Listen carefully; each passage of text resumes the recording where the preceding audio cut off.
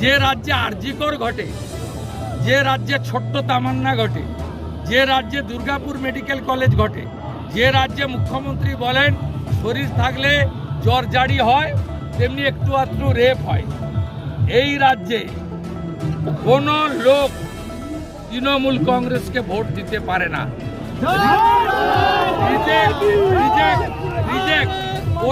ভবানীপুরে জনগণ বুঝে নেবে বললেন শুভেন্দু। লোকসভায় ভালো ফল বিজেপি করলেও বিধানসভা নির্বাচনে মমতা বন্দ্যোপাধ্যায়কে ভোট দেবেন ভোটাররা। ফেরহাদ হাকিমের এই প্রশ্নের উত্তরে শুভেন্দু বলেন, দিবার স্বপ্ন দেখা ভালো।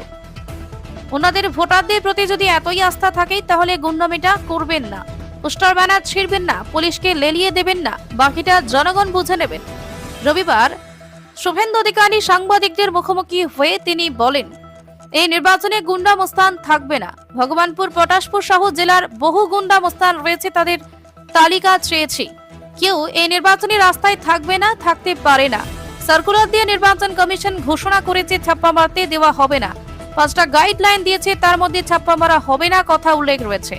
তার মানে এতদিন ছাপ্পা মারা হতো, এবার কড়া নির্বাচন হবে, সবই সাবধান। এছাড়া এদিন শুভেন্দুর কার্যালয় বেআইনিভাবে গড়ে তোলার প্রসঙ্গে শুভেন্দু বলেন, মমতা বন্দ্যোপাধ্যায় বাড়িটাই বেআইনি, কলকাতা পোর্টের জায়গায়। ওকে আগে বলবেন বাড়ির দলিলটা দেখাতে, তারপর আমি কাগজ দেখাবো। ব্যুরো রিপোর্ট, বাংলার কণ্ঠ। আমি কালকে অনেক রাতে পেয়েছি, এখনই লিখিত অভিযোগ করেছি।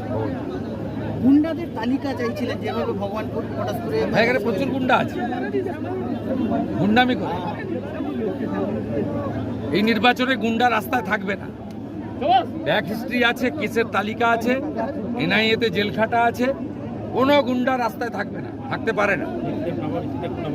দাদা সিউড়িতে গুন্ডা মুক্ত নির্বাচন ইলেকশন কমিশনই ঘোষণা করেছে। চিফ সেক্রেটারি বলেছে ছাপ্পা মারতে দেব না।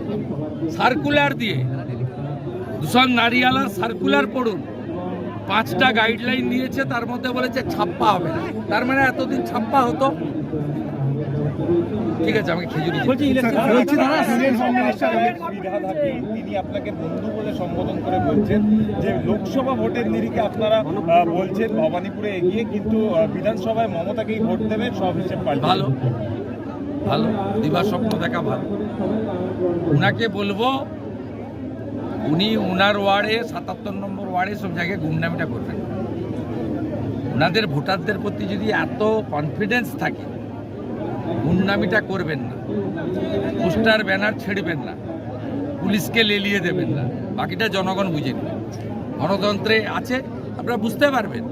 কোনো পশ্চিমবাংলার সচেতন লোক, শিক্ষিত লোক, বিবেক বুদ্ধিমান লোক, তিনি হিন্দু হতে পারেন, মুসলিম হতে পারেন, তৃণমূলকে ভোট দিতে পারে না।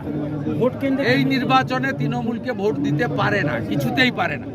যে রাজ্যে 2,15,00,000 বেকার, যে রাজ্যে 1 কোটি যুবক পেটের দায় বাইরের রাজ্যে, যে রাজ্যে দুর্গা মূর্তি ভাঙা হয়, যে রাজ্যে কালী ঠাকুরকে প্রিজন ভ্যানে তোলা হয়, যে রাজ্যে বিহার, গুজরাট, উত্তরপ্রদেশের লোককে বহিরাগত বলা হয় আর বাংলাদেশি মুসলমানকে বলা হয় জামাই, যে রাজ্যে আরজিকর ঘটে, যে রাজ্যে ছোট্ট তামান্না ঘটে, যে রাজ্যে দুর্গাপুর মেডিকেল কলেজ ঘটে, যে রাজ্যে মুখ্যমন্ত্রী বলেন শরীর থাকলে জ্বর জারি হয়, তেমনি একটু আধটু রেপ হয়, এই রাজ্যে কোনো লোক তৃণমূল কংগ্রেসকে ভোট দিতে পারে না।